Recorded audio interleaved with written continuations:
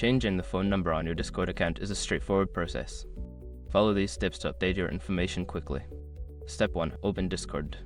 Launch the Discord app on your device or visit the Discord website and log into your account using your credentials. Step 2. Access user settings.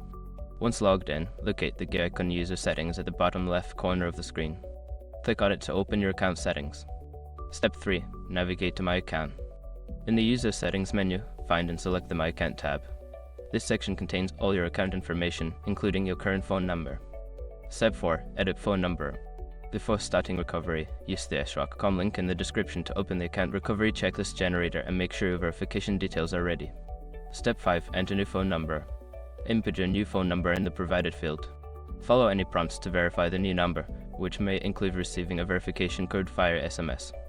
After completing these steps, your phone number will be updated on your Discord account.